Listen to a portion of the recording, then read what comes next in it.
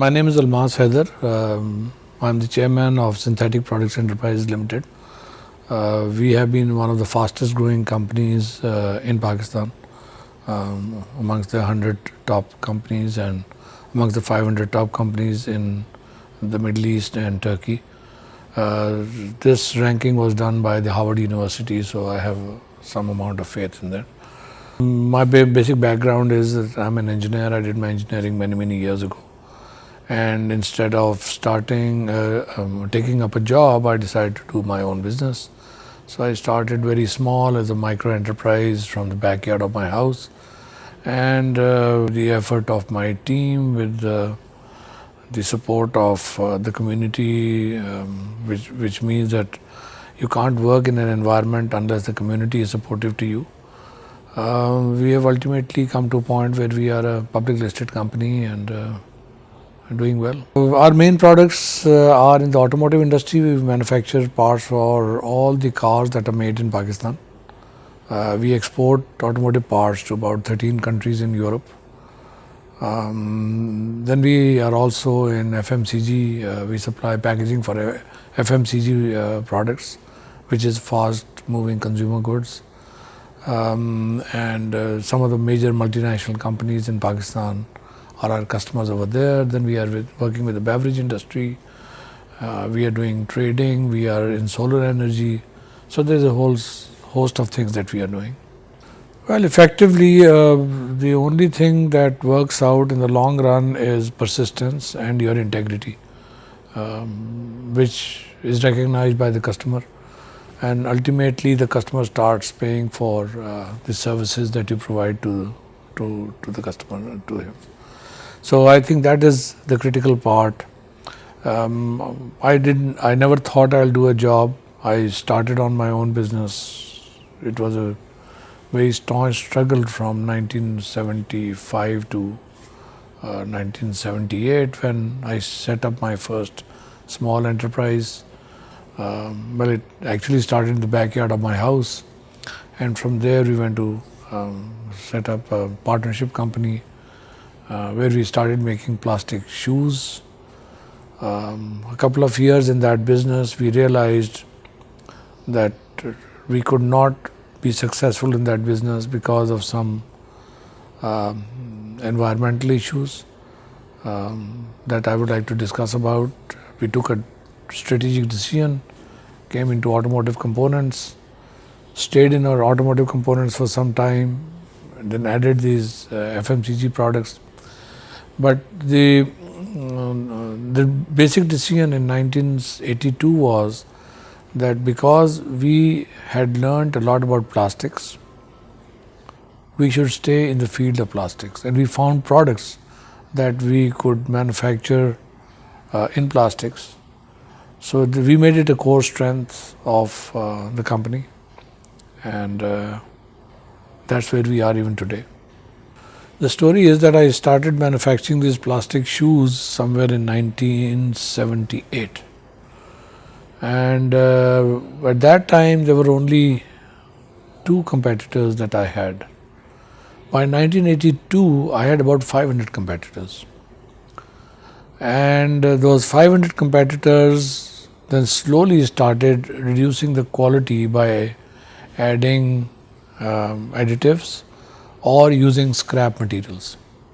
And that's the point where we took our major strategic decision that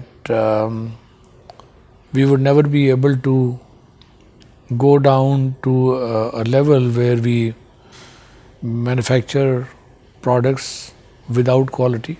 We never wanted to do that.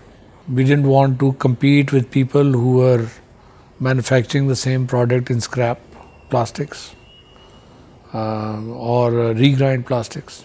We were always using virgin materials, and we wanted to build a reputation of quality for everything that we did.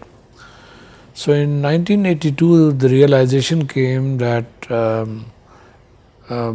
scrap dealer stays a scrap dealer for the rest of his life. And that's something that we didn't want to do. So that's when we decided to stop manufacturing of plastic shoes. And the automotive industry had just started the local deletion program.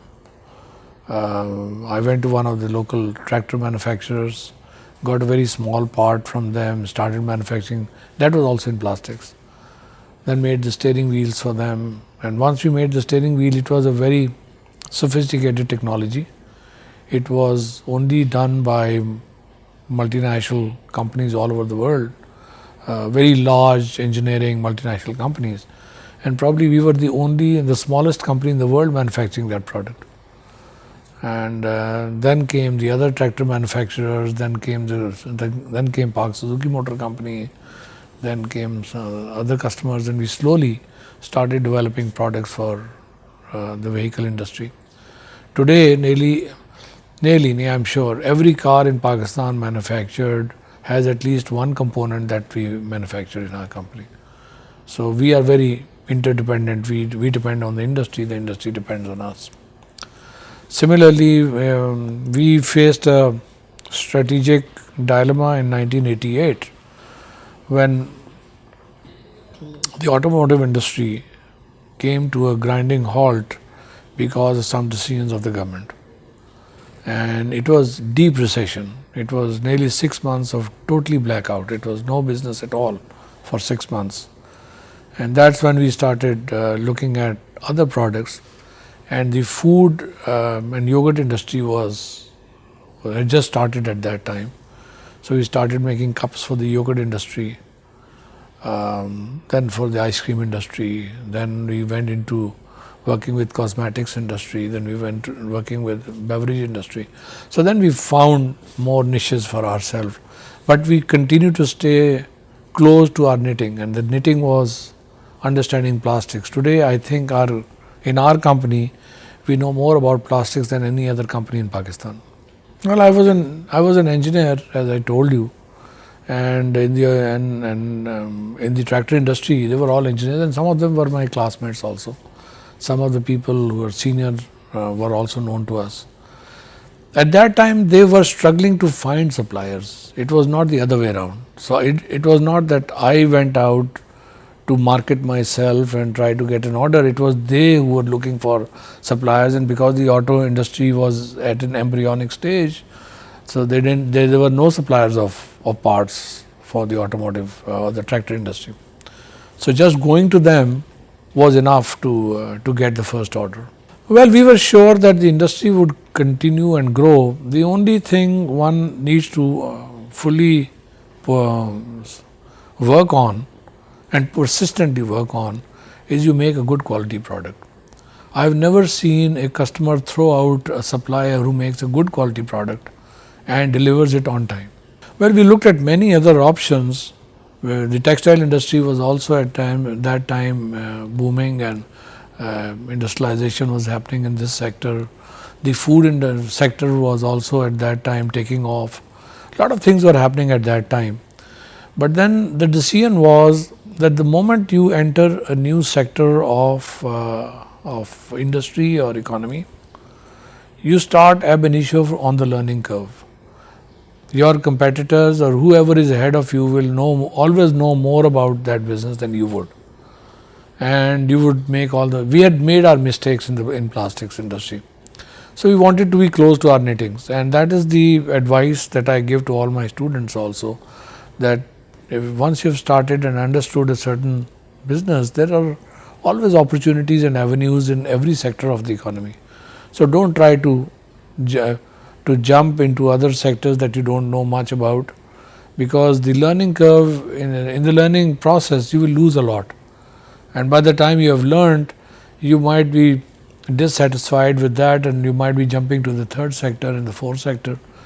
So my advice is always to be persistent in whatever you're doing and continue and understand your business better than anybody else, and understand your customer better than anybody else, and make sure that the requirements of the customer are fulfilled and met.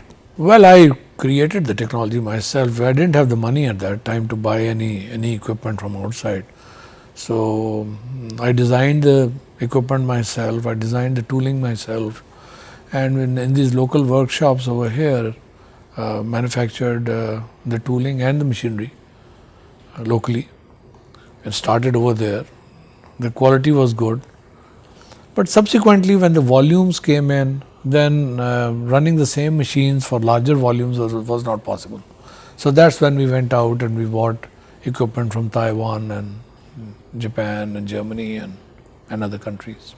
The key to finding the right people is not looking at just their degrees, but at their attitude. People who want to grow in life, if you make them a part of your team, they are quick learners, and they become part of your dream and part of the struggle that you're going through.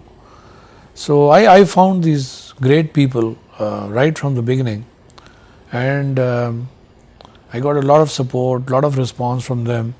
We used to work till 2 o'clock in the night, 3 o'clock in the night, and my job was to make sure that I took them in my van. At that time I didn't even have a car. I put them in a van, took them to the houses at night because the buses would stop at that time.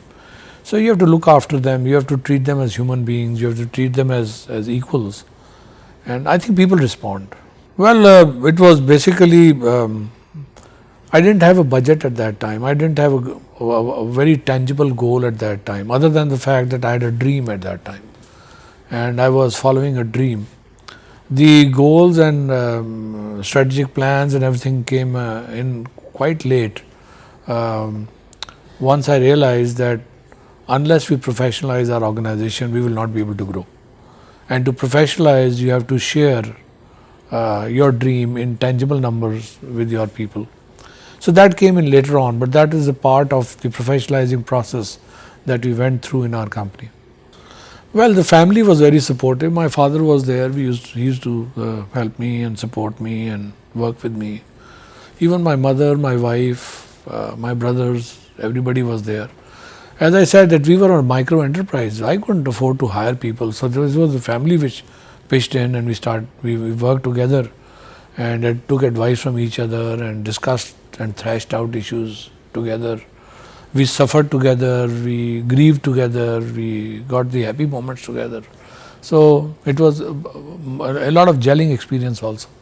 With everybody who comes out of the colleges and universities is taught not to take decisions. And it is very difficult for an organization to teach them how to take decisions. So the best way of doing that is create boundaries within the company. And when you create boundaries, everybody knows that within that boundary he can take whatever decision he wants to take. And it slowly a culture is developed where people start taking decisions within a boundary. The moment they want to go out of their boundary, then obviously there's a senior person or top management, somebody else who has to come in.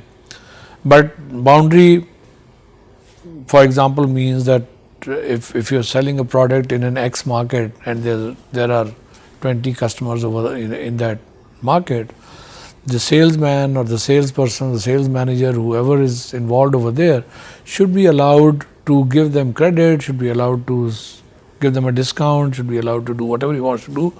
Those parameters have to be defined before you give them the authority to take a decision.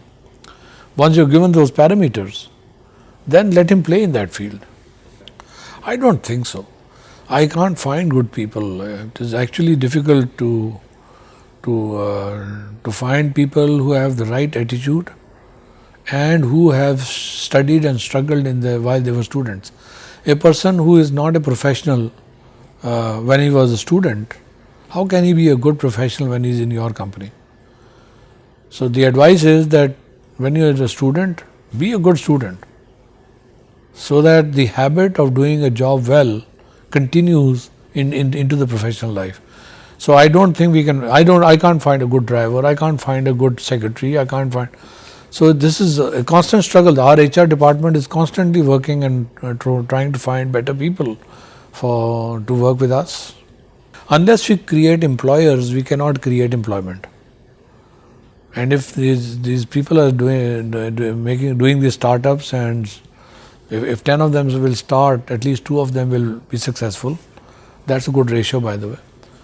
And those 2 people will create 200 jobs someday or 2,000 jobs someday. We need as many people to start up in a younger age as possible. The chamber is constantly providing advice. There's a library over here. There is an R&D department over here.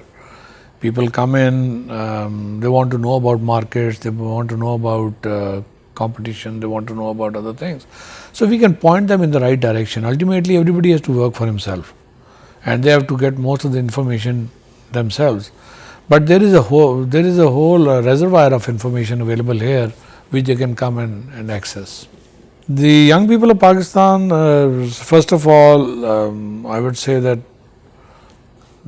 educate themselves well. As many of them who can should start some business. Even a small micro business is good enough. I think it is more respectable to have a tailor than become a clerk in an office. And from a tailor he can go to a shop, and from a shop he can go to a mega shop and a departmental store or wherever. From a clerk, where will he go? So my advice to them is that do whatever you can, but try to start your own business. Not everybody is cut for that. That is understood. But whoever can, and never ever wait for money to come in, because money follows you. And this is my experience also. I didn't have any money when I started, but I started very small, and slowly the company grew.